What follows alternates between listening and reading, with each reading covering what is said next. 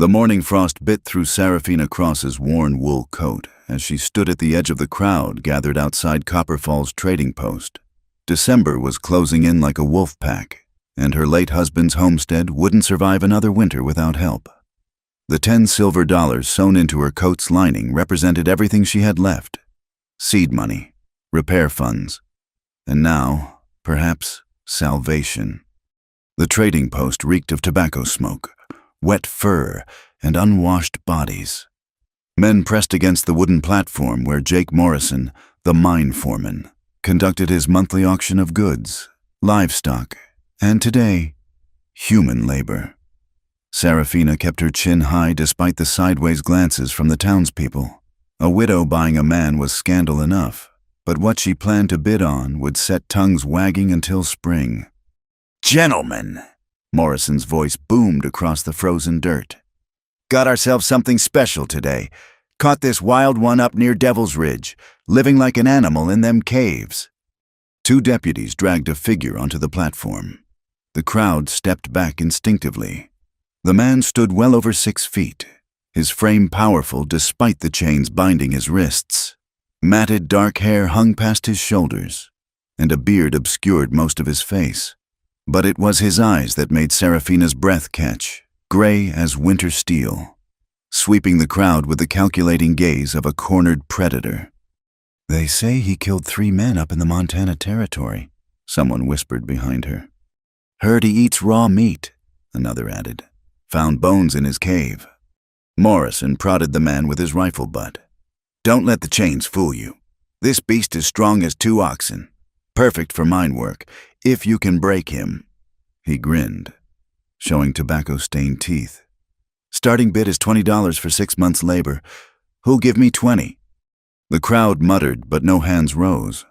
The chained man stood motionless, only his eyes moving, tracking each face like a wolf memorizing the herd.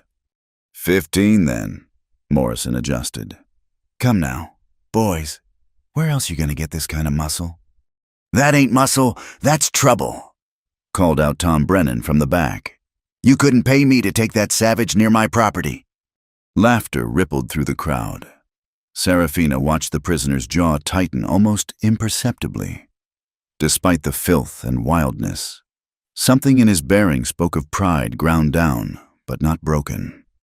$10, Morrison said, frustration creeping into his voice. "Hell, that's giving him away." Serafina's hand moved to her coat. Her fingers found the hidden pocket, touched the coins that meant survival. Without them, she'd lose the homestead by spring.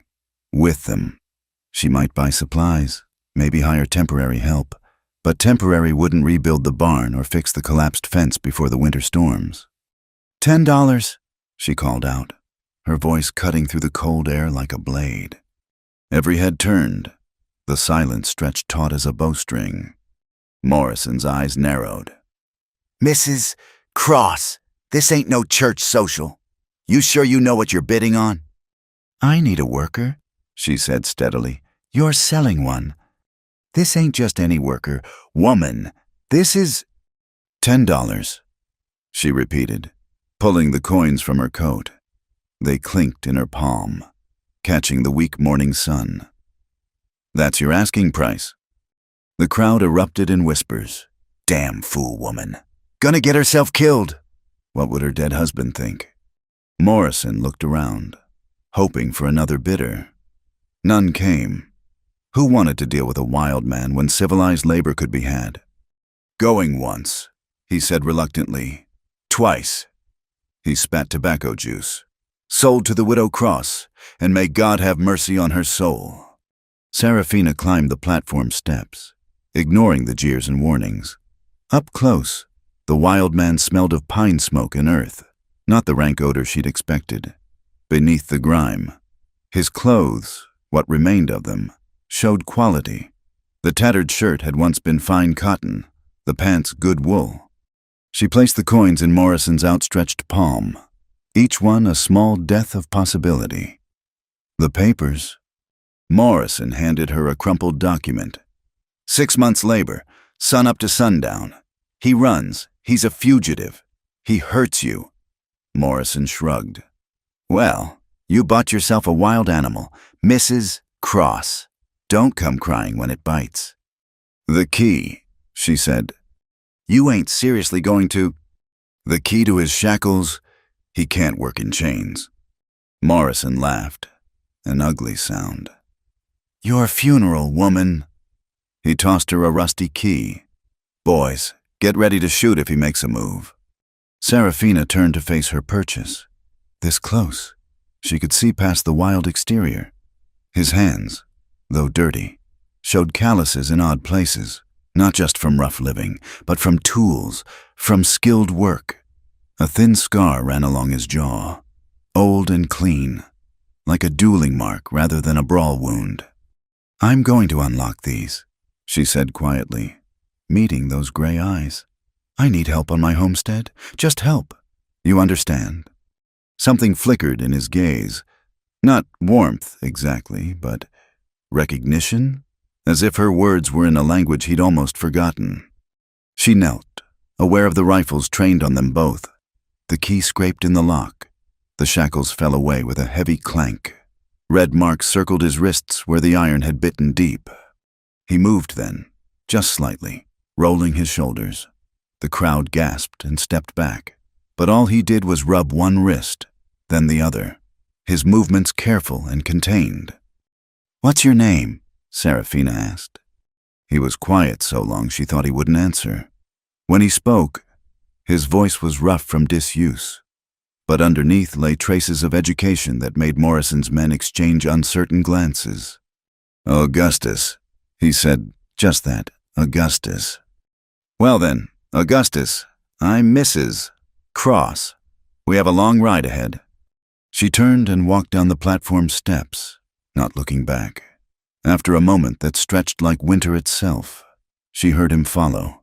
His tread was nearly silent despite his size, a woodsman's walk that made no unnecessary sound. At her wagon, she'd already laid out what provisions she could spare, a blanket, some jerky, a canteen. He looked at them, then at her, that calculating gaze softening just a fraction.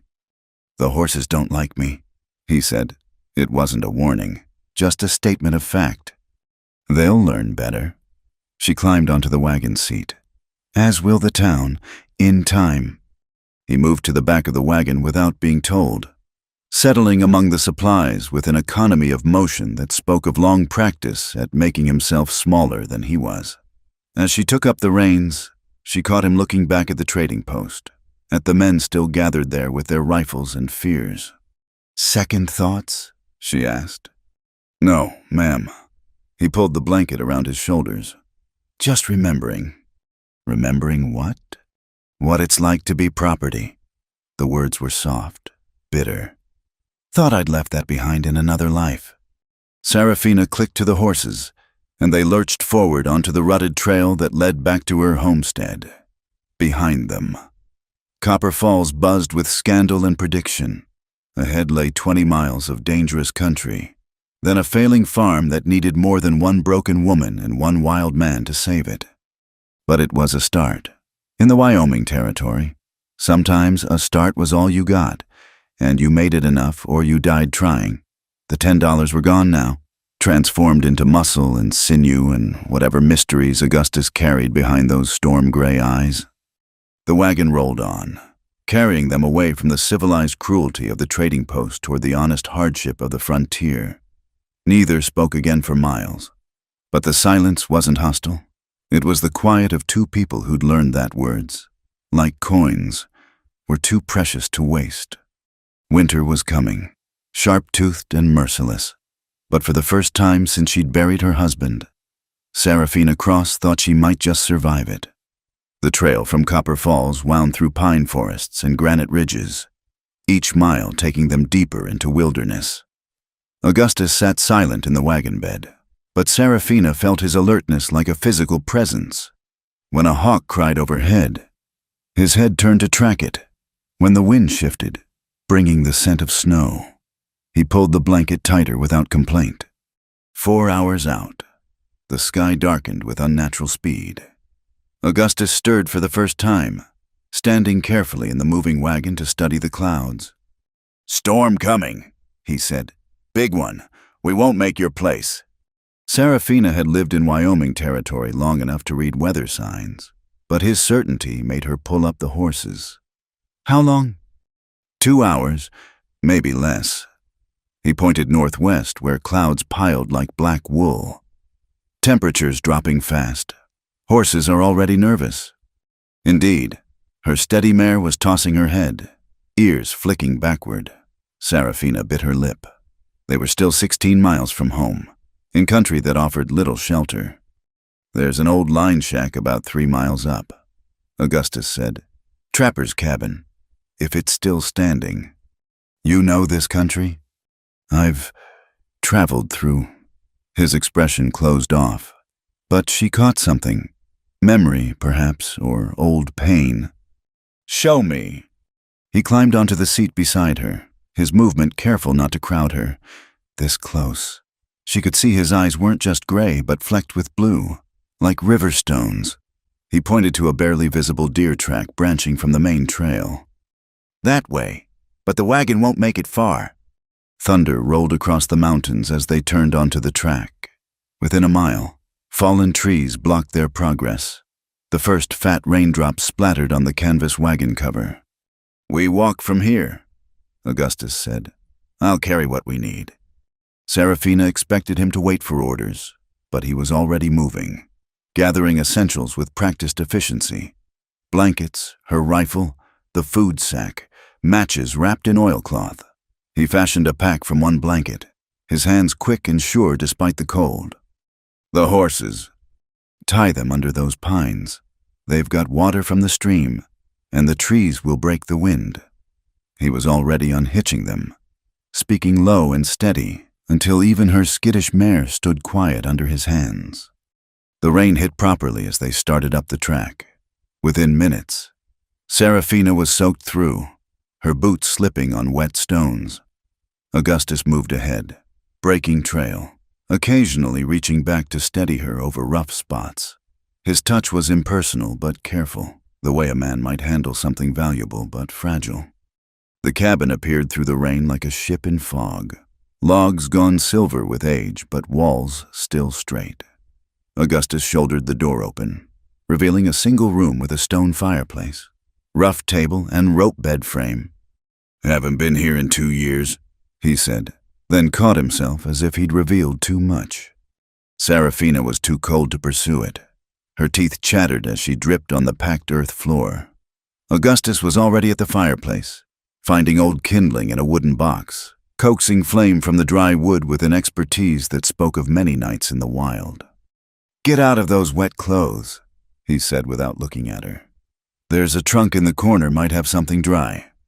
The trunk held men's clothes, flannel shirts, wool pants, long underwear yellowed with age. Serafina hesitated, propriety warring with hypothermia. "I'll be outside checking the roof," Augustus said. Understanding her dilemma, he slipped out into the storm. She changed quickly, rolling up sleeves and cuffs on clothes that swallowed her small frame. But they were dry and smelled only of cedar and age. When Augustus returned, water streaming from his hair, she'd gotten the clothes and her dignity arranged. He stopped in the doorway, taking in her appearance. Something that might have been amusement flickered across his features. "Jacob Thornton's clothes," he said. "He was a small man. They almost fit you." "You knew him?" "We shared the mountain one winter." Augustus moved to the fire, adding larger logs. "He taught me to read weather signs, trap beaver, survive on bark tea when the game ran scarce. Good man. Died peaceful in his sleep, which is more than most get out here." The fire caught properly, casting dancing light across his face, cleaned by rain. His features emerged from the wild mask, strong bones, a straight nose that had been broken and healed well, lines around his eyes that spoke of squinting into sun and storm. "You're not what I expected," Serafina said before she could stop herself. "What did you expect?" "Morrison said. They said you were savage, that you'd killed men." Augustus fed another log to the fire. Morrison says lots of things. Some might even be true. Did you kill men? He was quiet so long she thought he wouldn't answer. When he spoke, his voice carried weight. Yes, but not the way they tell it. The rain hammered harder, and thunder shook the cabin walls. Serafina pulled a blanket around her shoulders. Waiting. My name is Augustus Grimwood, he said finally. Was a time I built bridges for the railroad. Denver, Sacramento, places that wanted to be cities. Had a wife, Sarah, daughter named Rose, pretty as her name. His hands stilled on the firewood. Cholera took them while I was away building a span over the Colorado. Came home to crosses and sympathy. After that, he shrugged. Civilization didn't hold much appeal. How long ago? 4 years, maybe 5. Time runs different in the mountains. And the men you killed? Claim jumpers. Came at me for my winter furs. 3 of them. 1 of me. His eyes met hers across the fire. I gave them a chance to leave. They didn't take it. Serafina believed him. There was no boast in his words. Just fact laid bare like bones. Why let them capture you? Winter was hard. Game scarce. I came down weak from hunger, looking to trade pelts for supplies. Morrison's men jumped me while I slept. Bitterness crept into his voice. Easier to call a man savage than admit you bushwhacked him. Thunder crashed directly overhead. In the flash of lightning through the single window, Serafina saw his face clearly. Not a wild man, but a grieving one who'd chosen solitude over sympathy. Mountains over memories. I'm sorry, she said, about your family. Why did you buy me? He turned the question around, avoiding her sympathy. Real reason, not just needing help. Serafina considered lying. But something about the storm and firelight and his raw honesty made deception impossible. My husband died 8 months ago. Thrown from a horse, broke his neck. We'd only been married 2 years. Barely got the homestead started. His brother back east wants me to sell. Come be his housekeeper. Proper place for a widow, he says. She pulled the blanket tighter. I'd rather die on my own land than live in someone else's house. So you bought a wild man. I bought 6 months of help. What kind of man provides it remains to be seen. Augustus almost smiled, just a slight lift at the corner of his mouth. Fair enough. They sat in companionable silence as the storm raged. Augustus produced jerky from the pack, divided it evenly. They ate, watching the fire. Listening to rain pound the roof, he'd checked for leaks. You knew about this cabin? Serafina said eventually. But you've been living in caves. Caves don't hold memories. He poked at the fire. This place, I stayed here that winter with Thornton. He tried to talk me back to the world. Said grief was a poor companion for a young man. Was he right? Maybe, but grief was all I had left of them. The raw truth of it struck Serafina like a physical blow. She knew that feeling, holding tight to pain because letting go meant accepting the loss as final. My husband, Daniel, he loved storms, she heard herself say. Would stand on the porch watching lightning, laughing at my worry, said God was putting on a show just for us. Her voice caught. Now every storm reminds me he's not there to watch. Augustus nodded slowly. Sarah was afraid of thunder. I'd hold her close, tell her stories until it passed. These days, storms feel empty without someone to comfort. They'd revealed more to each other in an hour than most people shared in years of acquaintance. The forced intimacy of the cabin, the storm's wild backdrop, had stripped away pretense. We should sleep, Augustus said finally. Storm will blow out by dawn. We'll make your place by noon if we start early. He gestured to the rope bed. You take it. I'm used to floors. We can share the warmth, Serafina said, then flushed at how it sounded. I mean, the blankets. We'll freeze apart. Mrs. Cross. Serafina, if we're speaking truths tonight, you might as well use my given name. Serafina. He tested the name carefully. I haven't. I've been alone a long time. I'm not sure I remember how to be proper company." "Neither of us is proper company," she said with sudden fierceness. "That's why we're here, isn't it? The proper people are safe in their proper houses while we're riding out storms in abandoned cabins." That almost smile returned. "When you put it that way." They arranged themselves carefully, back to back on the narrow bed. Blankets piled over both. The fire burned low, casting long shadows. Outside, the storm began its slow retreat across the mountains. "Augustus?" Seraphina whispered into the darkness. What you said about Morrison, some of it being true. What part?" She felt him shift slightly. "The part about being strong as two oxen, that's probably accurate." "Despite everything, the storm, the strangeness, the uncertain future," Seraphina found herself smiling into the dark. "Good. I've got a barn to rebuild." His quiet chuckle was the last thing she heard before exhaustion claimed her. When dawn came pale through the window, she woke to find the fire rebuilt and Augustus gone. Panic flared until she saw him through the window, checking on the horses, moving with the same quiet competence he'd shown the night before. Not a wild man at all, but a wounded one who'd chosen the wilderness over the weight of human sympathy. She understood that choice, had made a version of it herself when she'd refused her brother-in-law's charity. The storm had passed, leaving crystal air and puddles that reflected the morning sky. Time to go home, to see if two broken people could build something whole from the pieces of their lives. Augustus appeared in the doorway. "Horses are fine. Trail will be muddy, but passable." "Then let's go home," Seraphina said, testing the word. "Home for both of them now, at least for 6 months. Maybe that would be enough. Maybe it would be a beginning." The Cross homestead appeared through the pines like something that had lost a fight with winter. The barn's east wall had collapsed entirely, spilling hay into the mud. Fence posts lay scattered like broken teeth. The chicken coop tilted at an angle that defied physics, held up more by stubbornness than structure. Augustus stood silent beside the wagon, taking it in. Seraphina waited for judgment. For the moment he'd realize what he'd been purchased into. "The winter storms hit hard," she said unnecessarily. "I can see that." He walked to the barn, ran his hand along a standing beam. "Oak frame. Good bones underneath the damage." "Daniel, my husband, insisted on oak, said pine was for men in a hurry." Augustus nodded, already circling the structure, occasionally kneeling to examine the foundation. He was right. This can be saved.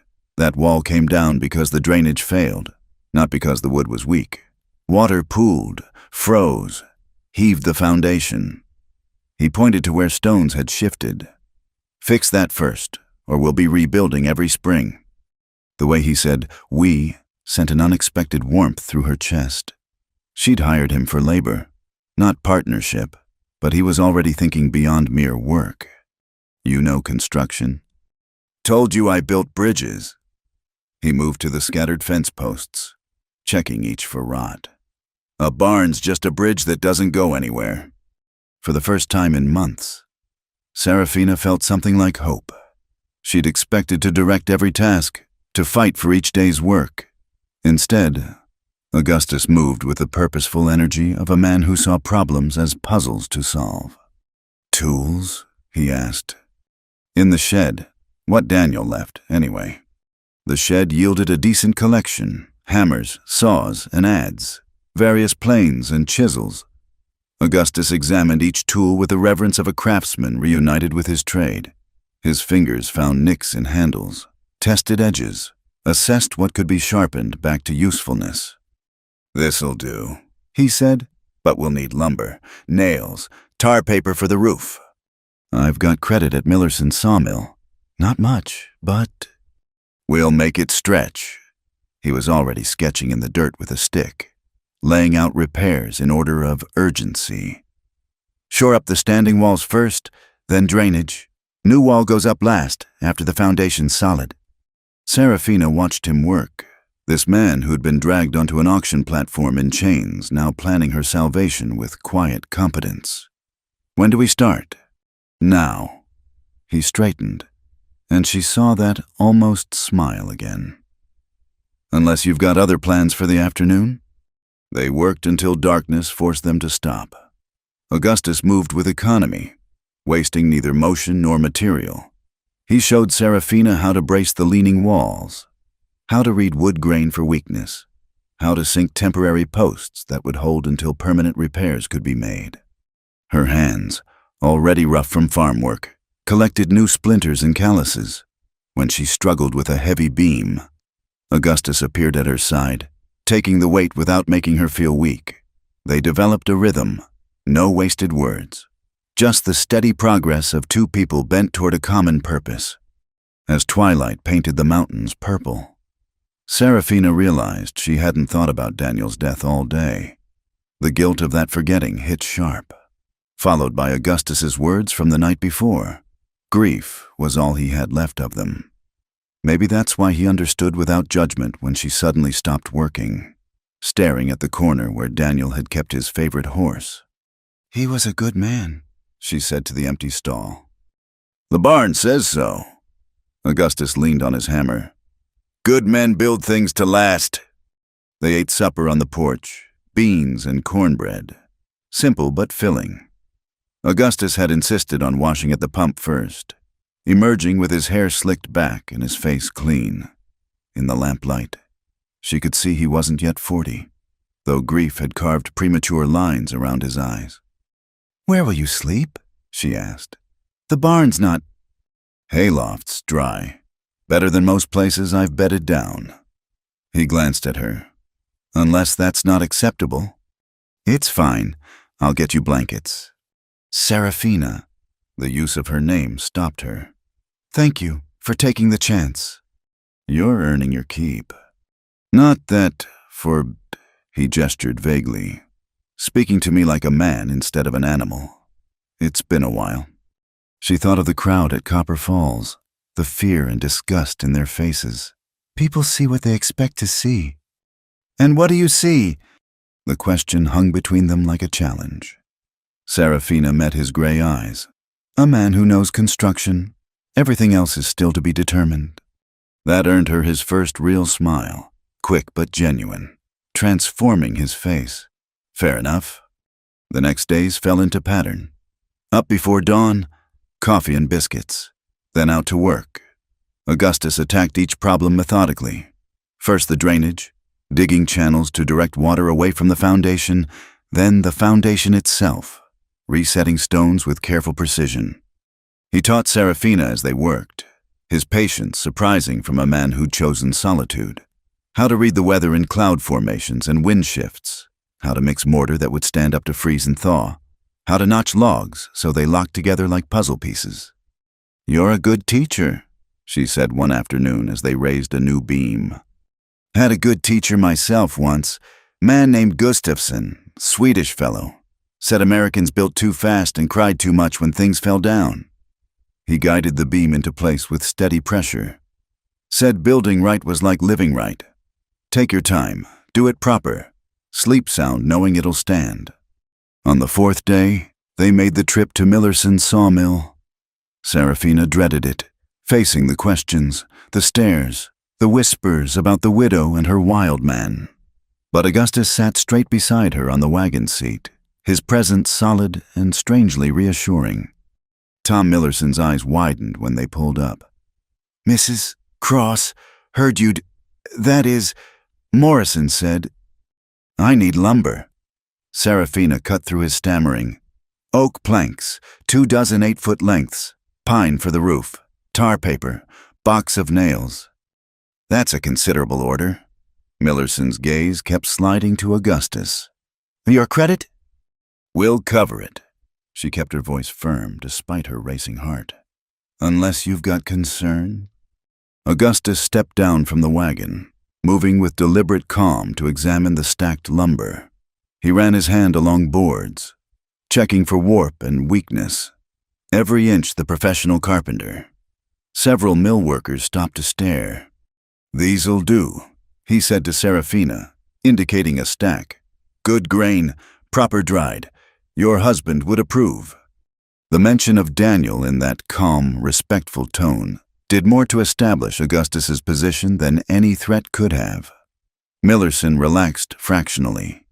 A man who honored the dead husband couldn't be all bad. They loaded the wagon in silence. But Serafina caught the speculative looks, the way conversation stopped when they passed. Let them wonder. Let them gossip. The barn would stand or fall on its own merit, not on town opinion. Back home, Augustus threw himself into the work with renewed energy. The new wall rose steady and true, each board fitted with craftsman's pride. Serafina found herself watching his hands as he worked, scarred but graceful, coaxing stubborn wood into cooperation. "You miss it," she said one evening as he planed a board smooth. "Building bridges. I miss having something to build toward." He tested the board's edge. Bridges connect things, places, people. Spent 3 years connecting nothing but trap lines. Why not go back? To what? The question came sharp. Sarah's buried in Denver, Rose beside her. The house we lived in belongs to strangers. The bridges I built carry trains full of people with somewhere to go. He set down the plane carefully. I'm not that man anymore. Who are you then? He looked at her across the workbench, lamplight catching the silver starting in his dark hair. Still figuring that out. Who are you? Serafina Cross? A widow trying to hold on to land that wants to swallow her. That all? She bristled. What else should I be? Don't know, but I watch you work. See you calculate lumber costs in your head. Handle tools like you were born to them. You're not just holding on. You're building something. A barn. Maybe more. He picked up the plane again. Takes courage to buy a wild man at auction. Takes more to put him to work instead of keeping him chained. You're not wild. Not anymore. The plane whispered along wood grain, starting to remember why. The barn took shape day by day, and with it something else, a partnership built on shared labor and mutual respect. They still slept apart, still maintained careful propriety, but the silences had become comfortable rather than strained. On the 10th day, as they set the last board in place on the eastern wall, Augustus stepped back to survey their work. The barn stood straight and solid, better than before its collapse. Water channels directed runoff away from the foundation. New posts marched in proper lines. It's good work, Serafina said, pride warming her voice. It'll stand. Augustus ran his hand along a beam one final time. Your Daniel would recognize his barn still. I think just stronger now where it broke before. She heard what he didn't say, that sometimes things could be rebuilt better than they were. That breaking didn't mean ending. That two damaged people might shore each other up like beams in a barn, each taking weight the other couldn't bear alone. Thank you, she said simply. Still got 5.5 months on my contract, but he was almost smiling again. Plenty more to fix around here. Yes, Serafina agreed, looking at the man who'd arrived in chains and somehow become essential. Plenty more to fix. The sun set behind the mountains, painting the new barn gold. Tomorrow they'd start on the fence, then the chicken coop, then a dozen other things that needed attention. But tonight, they'd eat dinner on the porch and talk about wood grain and weather, about bridges built and barns raised, about the slow work of constructing something worth keeping. It was a beginning disguised as a bargain, hope disguised as hired help, and for now, that was enough. The sound of horses woke Serafina before dawn, too many horses for honest travelers. She reached for Daniel's rifle beside the bed, then crept to the window. 6 riders were spreading out around her property, moving with the casual confidence of men who expected no resistance. Augustus emerged from the barn like a shadow, already awake and alert. He'd heard them too. His hand rested on the hammer at his belt, but against 6 men, it might as well have been a twig. Mrs. Cross! Jake Morrison's voice boomed across the yard. Come on out. We need to discuss your new arrangement. Serafina pulled on her coat and stepped onto the porch, rifle visible but not raised. Augustus moved to stand near the corner of the barn, placing himself where he could see all the riders. Bit early for social calls, Morrison. This ain't social. Morrison dismounted, his men remaining in their saddles.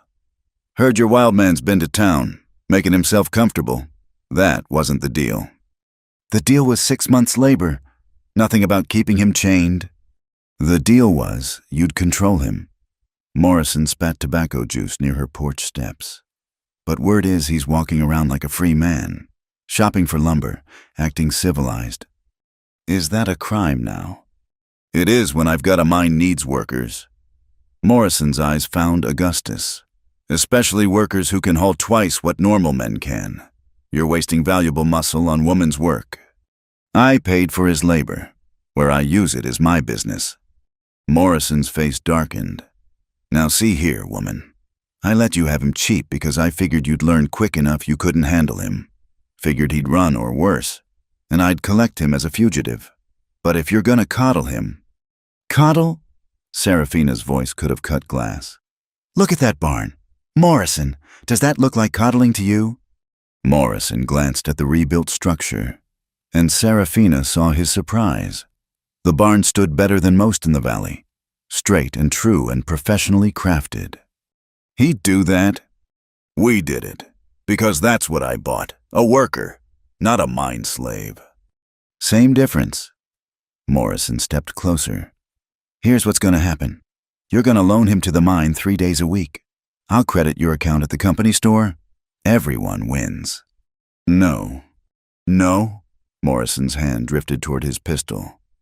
Woman, you don't seem to understand. Augustus moved then, stepping into the open. She said no. Every rider tensed.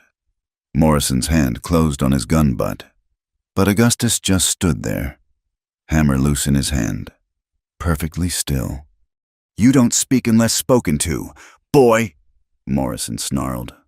I'm not your boy. Augustus's voice carried no heat, just fact. I'm Mrs. Cross's contracted worker, and she said no. You threatening me? Stating facts. Augustus shifted slightly, and somehow that small movement conveyed more menace than any threat. 6 months I work for her. After that, I'm a free man. You want to hire me then? We can discuss terms. Until then. He shrugged. Morrison drew his pistol halfway. Maybe I'll just take you now. Save everyone trouble.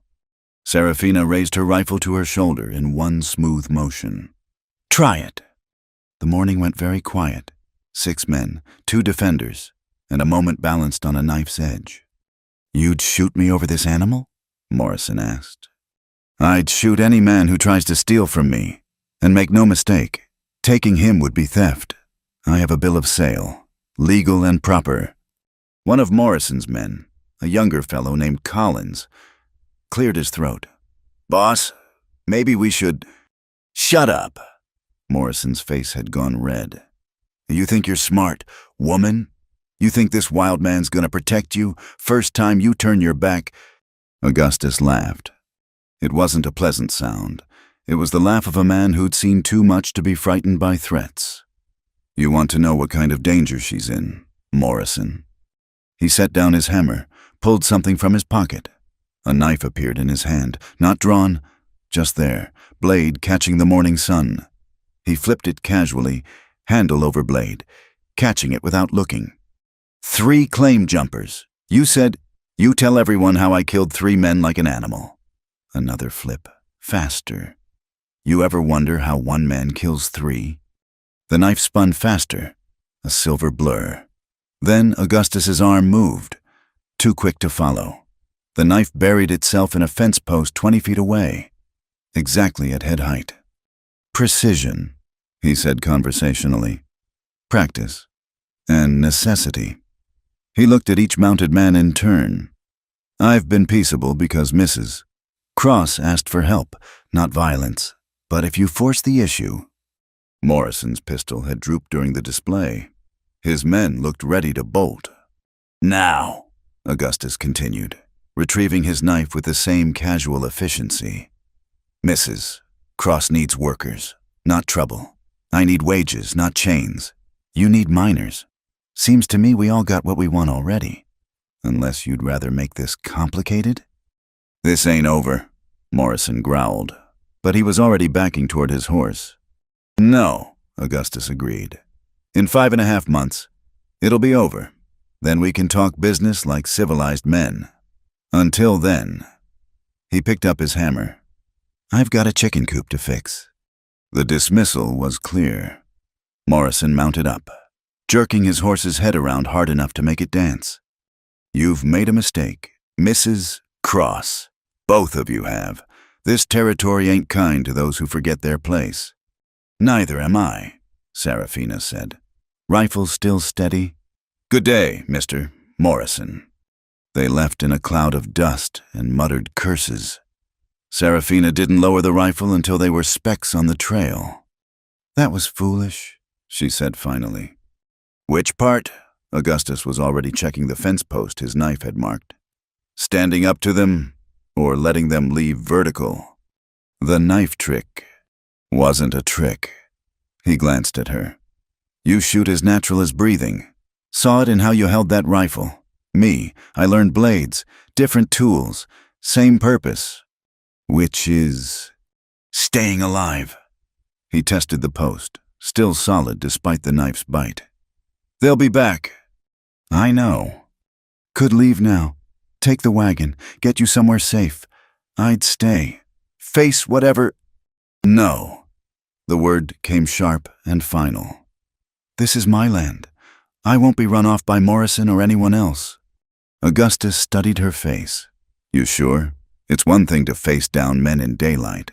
Another when they come at night, liquored up and mean." "Then we'd better be ready." She finally lowered the rifle. "Can you shoot as well as you throw?" "Passable. Better with a rifle than a pistol." He paused. "You planning a war, Mrs. Cross?" "Planning to prevent one. Men like Morrison push until they hit something solid. We just need to be solid enough." Augustus tested the word. "You trust me that much? After 10 days? Serafina thought about it. Trust was too simple a word for what had grown between them. She trusted his work. Yes, trusted his competence. But there was more. The quiet understanding in the storm cabin. The patience as he taught her construction. The way he'd stepped forward this morning, placing himself between her and danger without hesitation. "You could have run any night this week. Could have overpowered me that first day. Taken the wagon and supplies." She met his eyes. "Instead, you built my barn. So yes, I trust you. Do you trust me?" "To do what?" "To stand with you when Morrison comes back. To not fold when things get hard. To honor our agreement, all 6 months of it, no matter what." Augustus was quiet so long she thought he wouldn't answer. When he spoke, his voice carried weight. "My Sarah was gentle, sweet. Couldn't have held a rifle steady if her life depended on it. Which it did. In the end, cholera took her while I was gone. But raiders hit the settlement first. She hid Rose in the root cellar, faced them alone with nothing but prayers and pleading." His jaw tightened. "I loved her goodness. Still do, but watching you this morning, steady as stone with that rifle." He shook his head. "Different kind of woman for a different kind of world. So yes, I trust you. Trust you to be what this land requires." It wasn't romance. Wasn't even friendship, exactly. But it was partnership forged in necessity. And maybe that was stronger. "We should practice," Serafina said. "Both of us, rifles and knives. If they come at night, we'll need to work together." "After the chicken coop?" Despite everything, she almost smiled. "After the chicken coop, priorities, Mr. Grimwood." They worked in companionable alertness the rest of the day, both aware of how exposed they were. But the chicken coop needed fixing, and life couldn't stop for fear of what might come. That evening, they set up targets behind the barn. Augustus was indeed passable with a rifle, good enough to hit what he aimed at, though without Serafina's instinctive grace. She, in turn, tried knife throwing, managing to stick the blade more often than not, though rarely where intended. "It's all in the wrist," Augustus corrected, adjusting her grip. "Like this. Release at the same point every time." His hand over hers was calloused and warm. Serafina found herself noticing unnecessary details, a small scar across his knuckles, the way his sleeve pulled tight across his forearm, the patient steadiness of his instruction. The knife flew true this time, striking center target. "Better," he said, stepping back. "Few hundred more throws. You'll be dangerous." "I'm already dangerous. Ask Morrison." That earned another rare smile. "Different kind of dangerous. But yes, you made your point this morning." They practiced until dark, then sat on the porch cleaning weapons. The ritual felt old as the frontier itself, preparing for trouble while hoping it wouldn't come. "They'll try to make it legal." Augustus said, "Morrison's too smart for open murder. He'll look for an excuse, some violation of your contract with me. Maybe, or claim I committed a crime. Then we give him nothing to work with.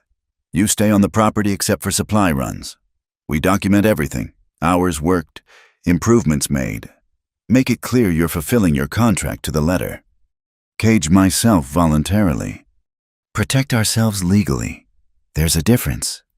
Augustus considered this. "You think like a man sometimes. Strategic, practical. Disappointed?" "No, alive because of it." He set aside the cleaned rifle. "Sarah thought like a woman, all heart and hope. I loved her for it, but it didn't save her.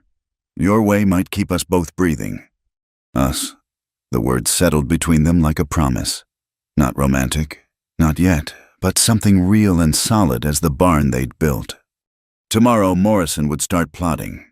The town would whisper. Winter would creep closer with its killing cold. But tonight, they sat on the porch of a homestead worth defending, weapons clean and partnership established. It wasn't the life either had planned, but it was the life they had. And for now, that was enough. The first sign appeared 3 nights after Morrison's visit. Massive paw prints circling the chicken coop, each the size of a dinner plate. Augustus found them at dawn, fresh in the frost-hardened mud. "Grizzly," he said, crouching beside the tracks. "Big male, maybe 800 pounds. Serafina studied the prints, noting how they overlapped, how deep they pressed. "Just passing through?" "No." Augustus pointed to claw marks on the coop's corner posts, 8 feet off the ground. "He's marking territory, claiming this as hunting grounds." The chickens huddled in their damaged roost, feathers ruffled with more than cold. 3 were missing, only blood and feathers marking their fate. "Daniel always said we were lucky. No bear trouble in 2 years. Serafina wrapped her shawl tighter. "Guess our luck ran out." Augustus stood, scanning the tree line. "Not luck. Bears avoid settled places unless something drives them down. Bad winter coming, maybe, or something pushed him out of his regular territory. Another bear? Or men. Mining operations blow apart mountains, poison streams. Bears gotta go somewhere." They spent the morning reinforcing the coop, adding heavy planks and iron strips scavenged from the old plow. Augustus worked with unusual urgency, constantly checking the forest edge. "You've dealt with grizzlies before," Serafina observed. "Some up in the high country. You learn to share space or die. But this," he hammered harder than necessary, "this one's different, too bold. Coming right up to buildings means he's either desperate or lost fear of humans." "Which is worse?" "Both are bad. Desperate bears take risks. Fearless bears take lives." That night, Serafina didn't argue when Augustus suggested keeping watch. They took shifts, rifles loaded and ready, listening to the darkness. Around midnight, she heard it, something massive moving through the underbrush, circling the homestead. "He's out there," she whispered when Augustus appeared beside her. Been there an hour, testing us. His presence was solid and reassuring in the dark. Looking for weakness. The bear didn't attack that night, but they found tracks everywhere come morning. Around the barn, the woodshed, even on the porch steps. The message was clear. This was his territory now. We need to hunt him, Serafina said over breakfast. Before he gets bolder. We? Augustus raised an eyebrow. I won't sit here waiting to be eaten. Hunting grizzly ain't like shooting targets. One mistake, you're dead, or worse, wounded and wishing you were dead. Then we don't make mistakes. Augustus studied her face, seeing the same determination that had faced down Morrison. All right, but we do this careful. Track him first, learn his patterns. A bear that size has routines, favorite fishing spots, bedding areas, travel routes. We find those. We find him. They started that afternoon, following tracks into the forest. Augustus moved silent as smoke, reading signs Serafina couldn't see, bent twigs, scattered pine needles, scent marks on trees. She followed, learning, her rifle a comfortable weight in her hands. 2 miles in, they found the kill site. What remained of an elk lay scattered across a clearing, bones cracked for marrow. The smell hit like a physical wall, death and decay and wild animal musk. 3 days old, Augustus said, examining the carcass. He'll be back. Bear's cache food. Return to feed. They found more signs. A wallow where the bear rolled in mud. Claw marks on trees marking territory boundaries. Paths worn by massive paws. The forest felt different here, charged with presence. Even the birds stayed quiet. Look! Augustus pointed to a massive pine, its bark shredded 15 feet up. He's big, bigger than I thought. Serafina craned her neck, imagining the size of a bear that could reach so high. Can we kill something that large? Bullets can. Question is whether we can put them where they need to go. He touched the gouged bark. Heart shot's best, but risky. Gotta get close, gotta be precise. Headshot only works if you hit the brain. And bear skulls are thick as armor. They made camp near a stream, planning to track again at dawn. Augustus built a small fire, keeping it low and smokeless. They ate cold biscuits and dried meat, washing it down with stream water. Why stay? Serafina asked suddenly. In the mountains. I mean, after your family died, why not go east? Start over somewhere civilized. Augustus poked the fire with a stick. Civilized places got too many mirrors. Mirrors? Store windows, water troughs, polished metal, every surface showing a face I didn't want to see. He added another small branch to the flames. Mountains don't reflect nothing but what is, no past, no future, just the moment of staying alive. Sounds lonely. Lonely's different from alone. I was lonely in Denver, surrounded by people who looked at me with pity. In the mountains, I was just alone. Cleaner feeling. Serafina understood. After Daniel died, the church ladies had descended with casseroles and sympathy, their eyes bright with the drama of her tragedy. She'd wanted to scream at them to leave, to stop turning her grief into their entertainment. But you came down, she said. Why? Winter was hard, game scarce. Man can live on roots and bark tea for a while, but eventually the body wins. He shrugged. Figured I'd trade furs, resupply, go back up. Didn't figure on Morrison's welcome party. I'm glad they caught you. The words escaped before she could stop them. I mean, I know what you mean. His eyes found hers across the fire. Starting to be glad myself. Fixing things feels better than just surviving. A branch cracked in the darkness. Both grabbed their rifles, but it was just a deer, white tail flashing as it bounded away. Jumpy prey means predators near, Augustus murmured. He's out there.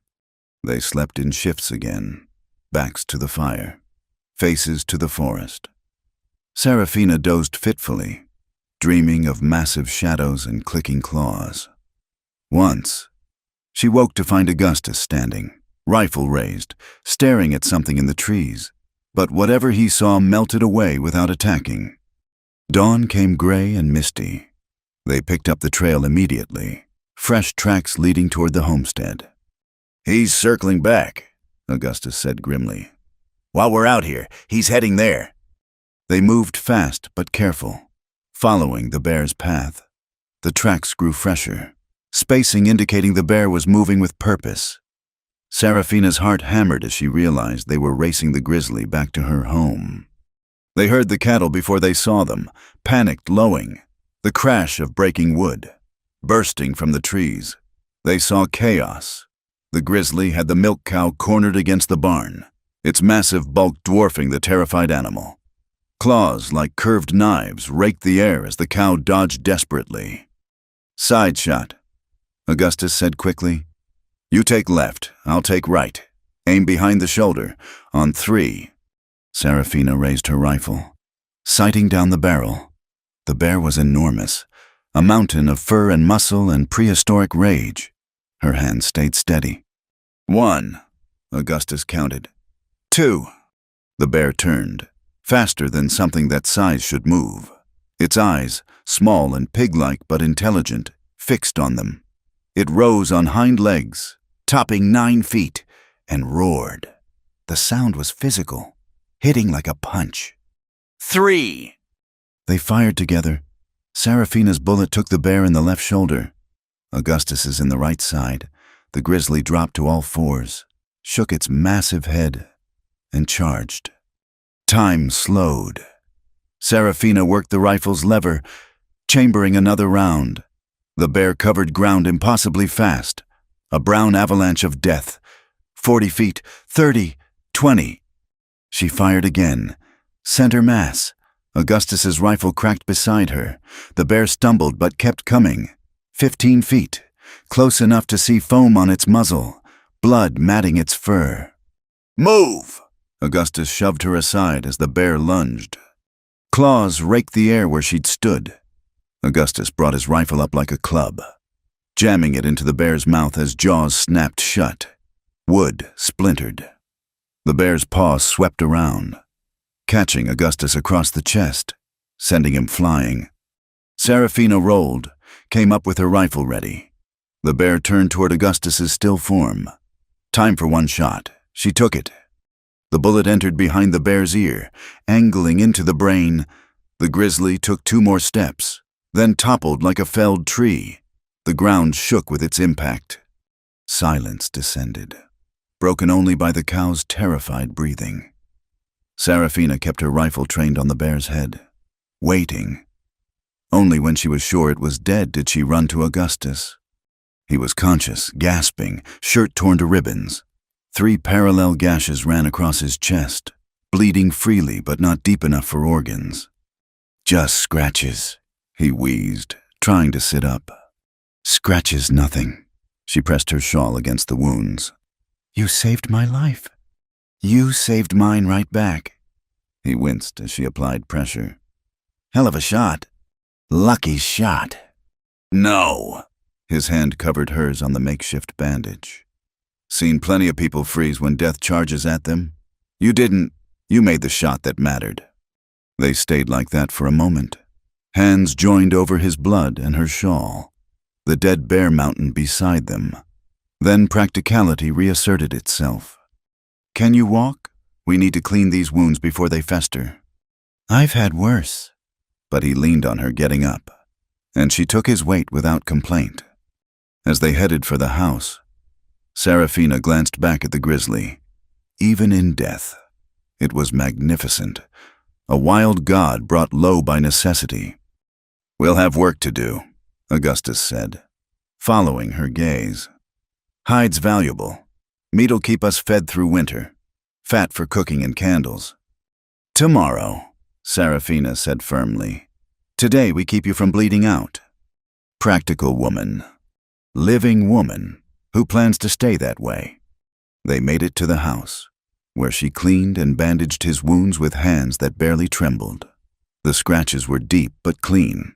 The bear hadn't had time for a real mauling. As she worked, Serafina realized something had shifted. They'd faced death together and survived. The bond forged in that moment was different from partnership or friendship. It was the connection of two people who'd put their lives in each other's hands and found them steady. Outside, the dead grizzly lay like a fallen monument to the wild country's dangers. But inside, two people who'd started as strangers were becoming something more, something worth defending against whatever other dangers, human or animal, might come calling. The second bear announced itself with screams, not its own, but the horse's. Serafina jerked awake to the sound of splintering wood and equine terror. Through her window, lit by a bloated red moon, she saw the barn door hanging by one hinge. She grabbed her rifle and ran barefoot into the frozen night. Augustus was already there, shirtless despite the cold, his chest wound still bandaged from the first grizzly. He held a torch in one hand, his rifle in the other. "She-bear," he said tersely. "Mate of the one we killed. Probably been tracking his scent." Inside the barn, chaos reigned. The horses reared and kicked in their stalls as something massive moved in the shadows. The torchlight caught glimpses: brown fur, gleaming eyes, claws that gouged deep into support posts. "If the horses get out in this panic, we'll never catch them," Serafina said. "If that bear gets hold of them, won't matter." Augustus handed her the torch. "Keep this high. I'm going in." Are you insane? You're already wounded. "And she's already inside. We wait. We lose the horses and maybe the barn." He checked his rifle. "When you see a clear shot, take it. Don't wait for perfect. Good enough will do." He slipped through the broken door before she could protest further. Serafina followed, torch held high, painting wild shadows on the walls. The smell hit her. Wet fur, fear sweat from the horses, and underneath it all, the musky rage of the bear. The she-bear had cornered Serafina's mare in the far stall, smaller than her mate, but still massive. She stood on hind legs, swiping at the terrified horse. Blood already darkened the mare's flank from a glancing blow. Augustus moved along the wall, trying to get an angle.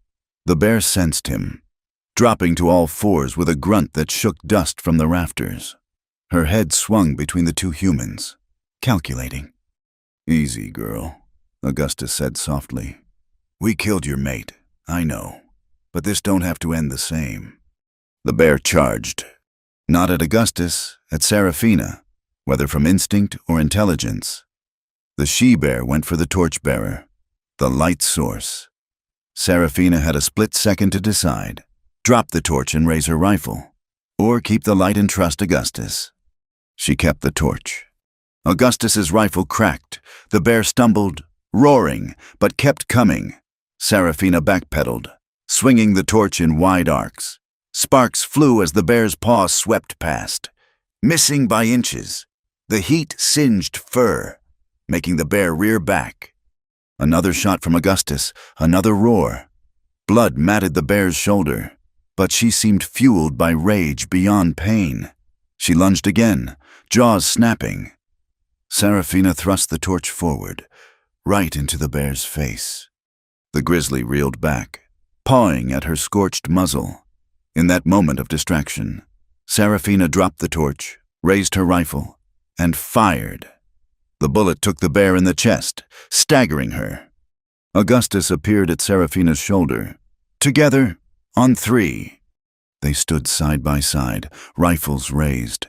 The bear gathered herself for one last charge, blood frothing from her mouth, eyes blazing with primal fury. 1. Augustus counted. 2. The bear lurched forward. 3. 2 rifles spoke as one. The she-bear's momentum carried her forward 3 more steps before her legs buckled. She crashed down so close that blood spattered Serafina's bare feet. For a long moment, nobody moved. Then the mare whinnied, breaking the spell. Serafina grabbed the torch before fire could spread to the scattered hay, while Augustus checked the bear for any signs of life. "She's done," he said finally. "Both of them gone now." Serafina looked at the massive form. Then at Augustus. Blood seeped through his bandages where the wounds had reopened. "You're bleeding again." "Worth it. Saved the horses." Saved me. More like... She touched his arm. That charge would have killed me if you hadn't shot first. "Then we're even from this morning." They stood close in the torchlight, aware suddenly of his bare chest, her thin nightgown, the intimacy of shared danger. Augustus stepped back first, clearing his throat. "Should check the horses. That mare needs tending." They worked through the night, calming the horses, treating the mare's wounds, and finally dragging the bear's carcass from the barn. By dawn, they sat exhausted on the porch, watching the sun paint the mountains gold. 2 grizzlies in one day, Serafina said. That has to be some kind of record. A record I'd rather not repeat. Augustus winced as he shifted, wounds pulling. But we've got enough bear meat and fur to see us through 2 winters now. If we live that long, what else is out there? Wolves? Mountain cats? Dragons? That surprised a laugh from him, quickly stifled by pain. No dragons, least not that I've seen, but winter's coming, and that's dragon enough for most folks. Serafina studied his profile in the morning light. Exhaustion had stripped away his usual guardedness, leaving something raw and honest. Why did you really come down from the mountains? The truth this time.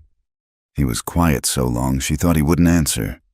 Started seeing them, he said finally. Sarah and Rose. Not memories, visions. Clear as you are now. Sarah sitting by my campfire. Rose playing in the stream. Knew then I was going too far into the wild. When a man starts preferring ghosts to living folks, it's time to come back. Do you still see them? No, not since... He glanced at her. Not since I've been here. Too busy, maybe, or maybe ghosts don't like company. I see Daniel sometimes, Serafina admitted. Usually when I'm about to do something he'd disapprove of, like buying a wild man at auction. What does he say? Nothing, just shakes his head and smiles that way he had, half amused, half worried. She picked at a splinter in the porch rail. I miss that smile. Sarah had a laugh like church bells, Augustus said softly. Could fill a whole room with joy. Rose was getting that same laugh before. He stopped, jaw tight.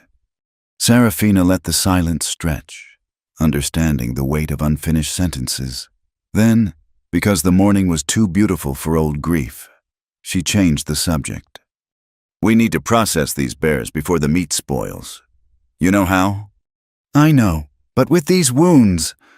I'll do the heavy work. You direct. She stood. All business now. And then you're going to rest whether you like it or not. No good to me dead from stubbornness. Yes, ma'am. But he was almost smiling. They spent the day rendering the bears down to useful parts. Meat cut and salted for smoking. Fat rendered for cooking and candles. Hide stretched and scraped for curing. It was bloody, exhausting work. But Serafina found satisfaction in it. These bears had tried to kill them. Now they'd provide for them. Morrison arrived near sunset with 4 men, drawn by rumors that spread faster than wildfire. He sat his horse at the property edge, taking in the scene. 2 massive bear hides stretched on frames. Serafina and Augustus blood-covered but working in smooth partnership. Heard you had some trouble, Morrison called. Had handled... Serafina didn't stop working. 2 grizzlies? Most men couldn't take down one. Good thing I'm not most men, Augustus said mildly, not looking up from the hide he was scraping. Morrison's face darkened. That's bear meat you're processing? Bear fur, worth good money at the trading post. Our bears, our money. Serafina straightened, bloody knife in hand. Something else you wanted, Morrison? Just checking on your welfare. Dangerous times. 2 people alone. No proper protection. Seemed pretty protected to me, one of Morrison's men muttered, eyeing the massive hides. Morrison shot him a glare. Point is, might be safer if you had more help. My offer stands. Loan him to the mine. Get credit at the company store. Answer stands too. No.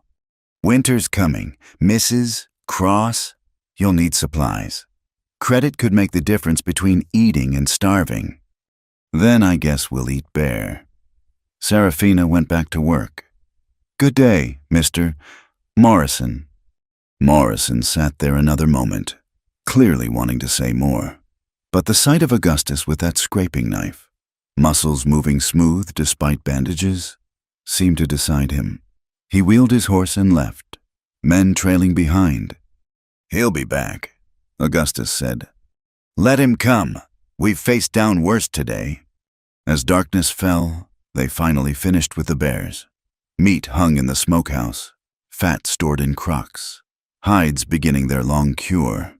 They stood side by side, surveying their work.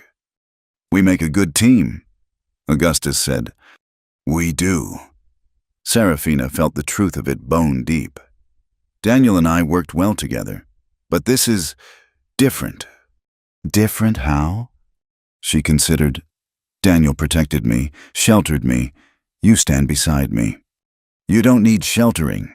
Prove that today with a torch and a rifle and nerve enough for 10 men. The praise warmed her more than it should have. They were standing close again. That dangerous awareness building. This time, Serafina didn't step away. Your wounds need checking, she said softly, and proper bandaging. They're fine. They're not. I can see blood through the cloth. She touched the bandage lightly. Let me help. It's what partners do. Augustus caught her hand, held it against his chest. She could feel his heartbeat, steady and strong beneath her palm. Serafina! I know, she said. Too soon. Too complicated. Too everything. But Augustus, we almost died today. Both of us. Life's short out here. That's why I stayed in the mountains, he said roughly. Easier when you don't care if you live or die. And now? His hand tightened on hers. Now I've got bear meat to smoke and a barn to finish and a woman fool enough to face down grizzlies with a torch. His voice dropped. Now I've got reasons to see tomorrow. It wasn't a declaration of love. Too early for that. Too much grief still between them and their dead. But it was a promise of possibility. Of maybe. Of someday. Come on, Serafina said, gently pulling away. Those wounds won't bandage themselves. They went inside, where she cleaned and rewrapped his injuries by lamplight. Neither spoke of the moment on the porch, but it hummed between them like a wire stretched tight. Outside, 2 bear hides dried under stars, testament to what 2 people could accomplish together. Winter was coming with its killing cold. Morrison would return with his threats, and the wild country held dangers yet unknown. But tonight, they were alive. They were partners, and maybe, just maybe, they were becoming something more.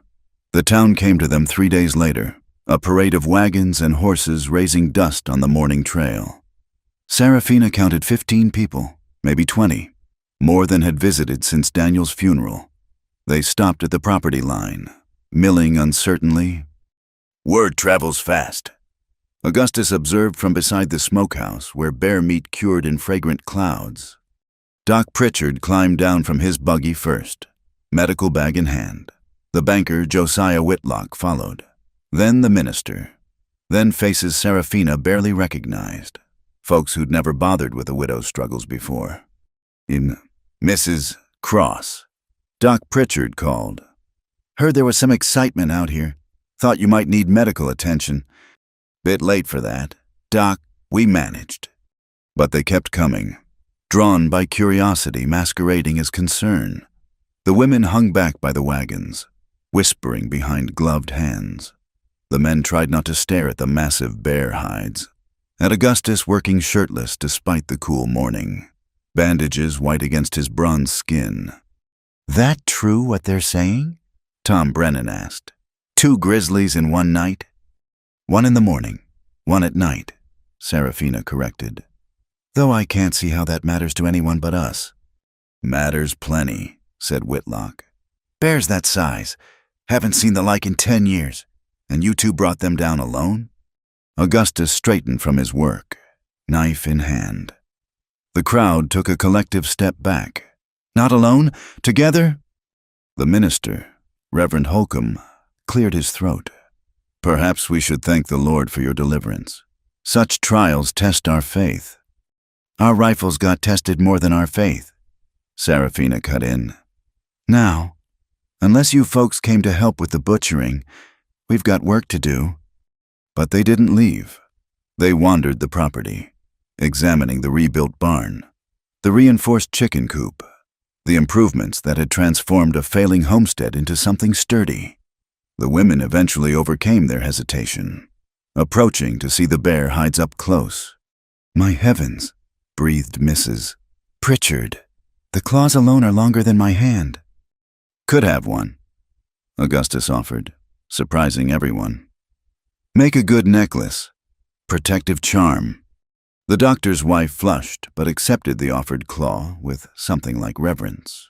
Other women pressed forward, suddenly eager for their own trophies. Morrison arrived as Augustus was distributing claws, his face thunder dark. What's all this, then? Neighborly visit, Doc Pritchard said mildly. Checking on folks who fought off 2 grizzlies. Heroic work, I'd say. Heroic? Morrison spat. Man's supposed to be working off his debt, not playing frontier hero. Seems to me protecting the homestead is part of that work, Whitlock observed. Can't work a farm if you're eaten by bears. A ripple of nervous laughter ran through the crowd. Morrison's scowl deepened.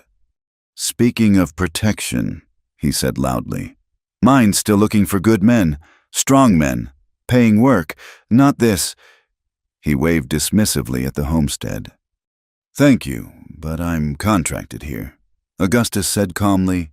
4.5 months remaining. Contracts can be broken. Not mine. Augustus's voice carried steel beneath the calm.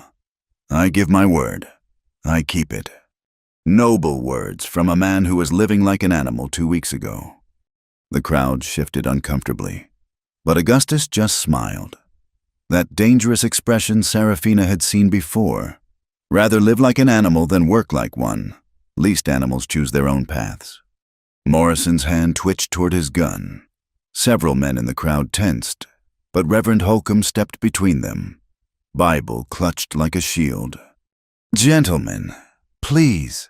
This is a day for celebrating survival, not creating new conflicts. He turned to Seraphina. Perhaps we could offer a prayer of thanksgiving. Pray if you like. Reverend, we'll keep working. But the crowd wasn't ready to leave. They'd come for a spectacle.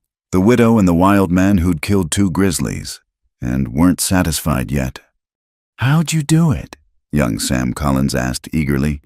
My PA said no 2 people could take down bears that size. Augustus and Seraphina exchanged glances. Then Augustus began demonstrating. Using a fence post as a stand-in for the bear, he showed the angles, the distances, the critical moments. The crowd pressed closer, caught up in the tale. She kept her nerve when it mattered, Augustus said, indicating Seraphina. Torch in one hand, rifle in the other. Never seen anything like it. He threw himself between me and the first bear, Seraphina countered. Took claws meant for me. They told the story together, unconsciously coordinating, filling in each other's gaps. The crowd listened rapt. Even Morrison forced to pay attention. In the telling. Seraphina realized how seamlessly they'd worked together, how naturally they'd trusted each other's actions. Remarkable, Doc Pritchard murmured. True partnership in the face of death. Partnership, Morrison scoffed. That what you're calling it? The implication hung ugly in the air. Several women sniffed disapprovingly, but whether at Morrison's crudeness or the suggestion itself, Seraphina couldn't tell. Yes, she said firmly.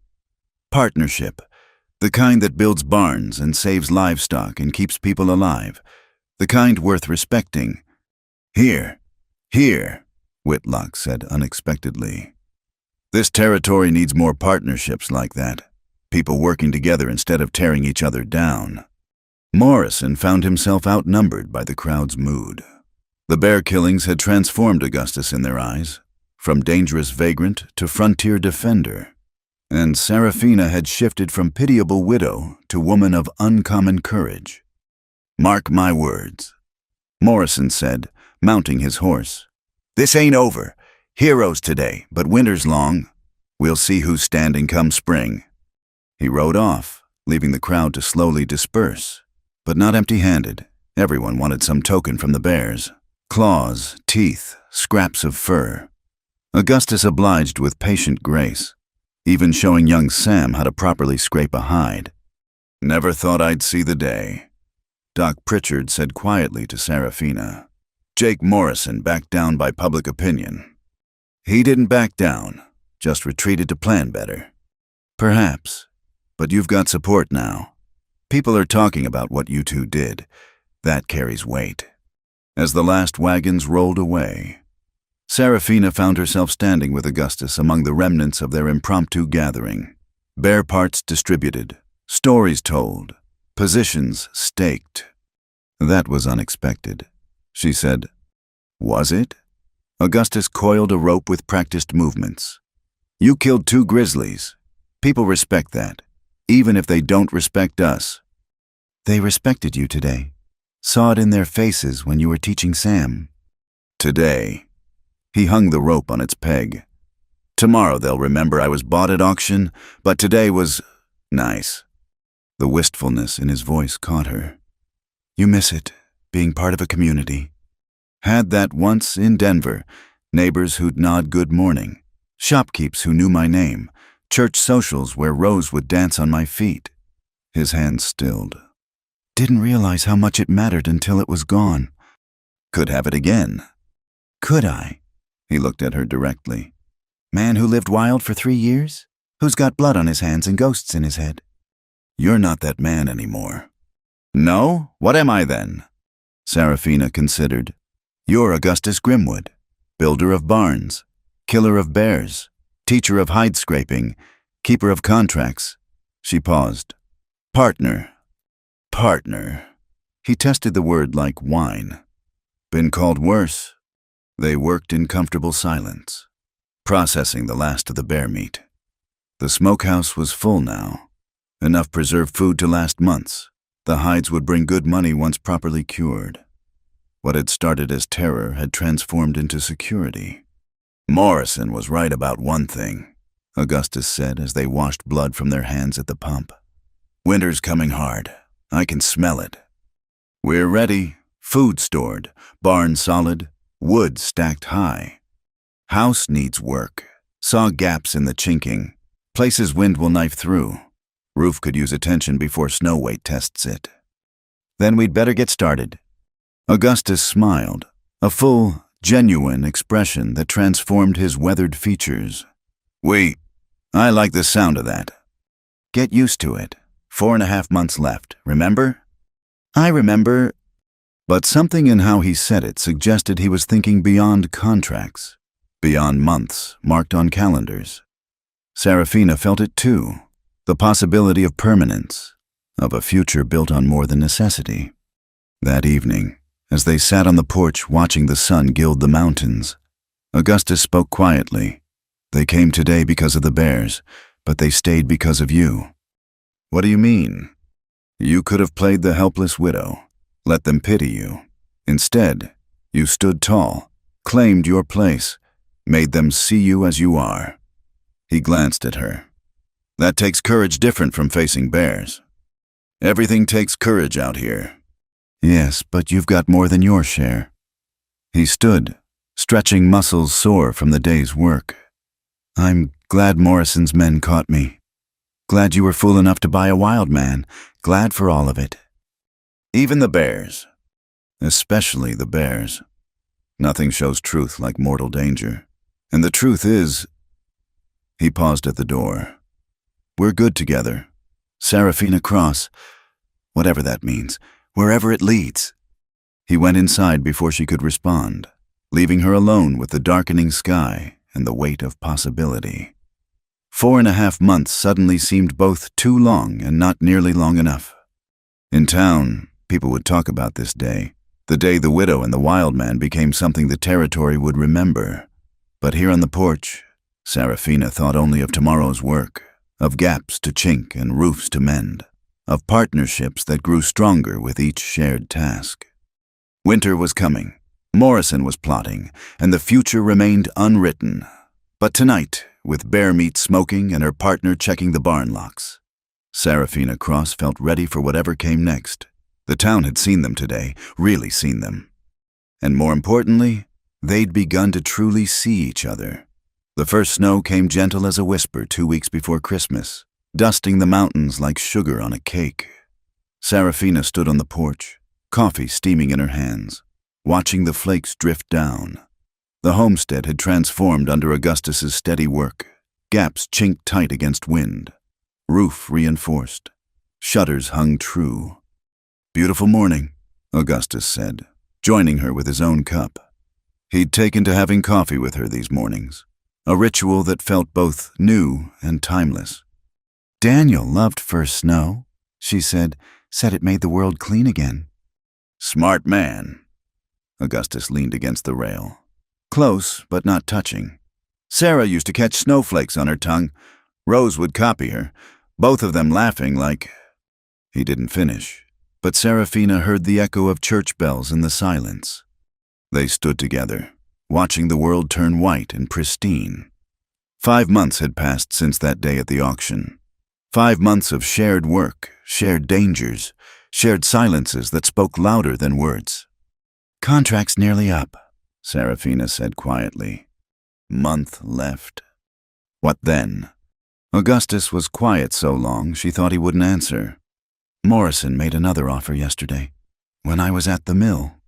Her heart clenched. "Oh?" "If triple wages, foreman position, house in town." "That's generous." "That's desperate." "He's lost 6 men this month. Mine's dangerous when you're pushing too hard, cutting corners." Augustus sipped his coffee. Told him no. Relief flooded through her, followed immediately by guilt. What right did she have to be relieved? His contract would end, and he deserved to choose his own path. "Why?" she asked. "Because I'm not done here." He gestured at the homestead. "Still need to build a proper cold storage, expand the chicken coop, fix that lean in the smokehouse. Those aren't big jobs. Weeks' work, maybe 2. Then I'll find more that need doing." He turned to face her. "If you'll have me." The words hung between them, weighted with meaning beyond carpentry and contracts. Serafina met his gray eyes, seeing in them the same careful hope she felt. "Augustus." "I know it's only been months. Know we're both carrying ghosts. But Serafina..." He set down his cup, took hers, placed both on the rail. Then he took her hands. Work calloused meeting work calloused. "I wake up looking forward to the day's work, not because of the building, but because of who I'm building with." "The town will talk. Let them. They talked when you bought me, talked when we killed the bears. Talk is all some folks have." His thumbs traced circles on her palms. "What matters is what we're building here." "And what's that?" "A life, a future, a place where the past can rest quiet while we make something new." He pulled her closer. "I'm not Daniel, won't try to be. And you're not Sarah, but maybe that's good. Maybe we can be something different, something ours." Serafina's vision blurred. "I swore I'd never... After Daniel died, I swore I'd be alone rather than settle for less than what we had." "This isn't settling. This is choosing. Every day. Choosing to work beside each other. Choosing to face whatever comes together. That's not less than what you had. It's different. Different can be good too." She thought of all the mornings they'd shared coffee, all the problems solved side by side, all the quiet evenings on the porch discussing tomorrow's tasks. Thought of how natural it felt, how right, how the loneliness that had threatened to drown her had receded like a tide. "Stay," she whispered.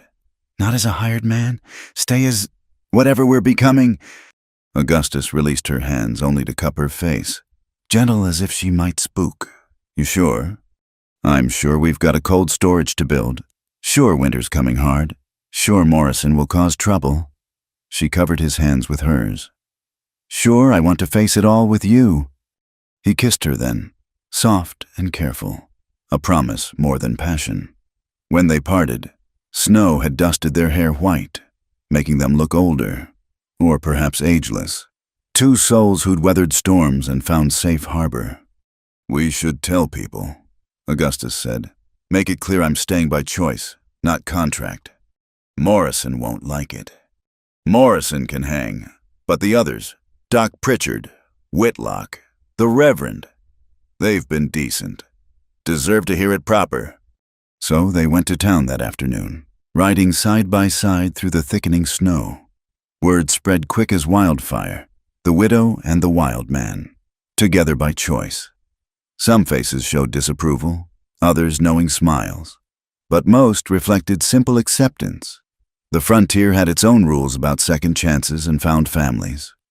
At the general store, Mrs. Pritchard pressed a bolt of blue fabric into Seraphina's hands. For a wedding dress, she whispered. When you're ready. Reverend Holcomb offered to perform a ceremony come spring. Whitlock shook Augustus's hand, banker to businessman, and mentioned there might be construction work in town, honest work for honest wages. Only Morrison soured the day, confronting them outside the saloon. This your answer, then? He blocked their path, whiskey fumes announcing his condition. Choosing that murdering savage over decent folks? Choosing my partner, Seraphina corrected. And I'll thank you to mind your tone. Your partner, Morrison laughed ugly.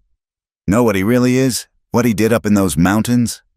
Survived, Augustus said quietly. Same as any man would. That what you call it? Them 3 men you killed. Were trying to rob me. You know that well as anyone. Since you sent them. Augustus's voice stayed calm, but Seraphina saw his hand flex. They wanted my furs, my rifle, my life. They got what men get when they turn thief. Morrison's face went purple. You can't prove. Don't need to. That's past. This is now. Augustus stepped forward, using his height. Now, I'm a free man choosing where to work. You got a problem with that. We can settle it legal. Otherwise, step aside. For a moment, violence trembled in the air. Then Morrison spat at Augustus's feet and stormed away, cursing. He'll be trouble, Seraphina said. Already was. At least now it's in the open. Augustus helped her onto the wagon. Let's go home. Home. The words settled warm in her chest as they rode through the falling snow. Their home now, not just hers. That night, they sat by the fire planning renovations. Augustus sketched designs while Seraphina calculated costs, working together as they had for months. But something fundamental had shifted. When their hands brushed reaching for the pencil, neither pulled away. When Augustus moved to add wood to the fire, he dropped a kiss on her hair in passing. I want to build a room, he said suddenly, off the main house, for Rose's things. Seraphina looked up from her figures. Rose's things. Have them in a trunk. In Denver. Her doll. Some dresses. A book of fairy tales I used to read her. His voice roughened. Never could bring myself to get them or give them away. They're just waiting. We'll get them, Seraphina said firmly. Come spring, we'll go to Denver. Bring them home where they belong. And Daniel's things. I've seen the chest in the corner, the one you don't open. His watch, letters he wrote when we were courting, his good Sunday shirt that still smells. She stopped, swallowing hard. We'll build a room for both of them. Augustus decided, a quiet place where memories can rest without haunting the whole house. It was perfect, honoring the past while building the future. They worked out the details, how to add the room without disturbing the main structure, where to place windows to catch morning light. Sarah would have liked you, Augustus said as they prepared for bed, still in separate rooms, still mindful of propriety. She admired strong women, though she wasn't one herself. Daniel would have respected you.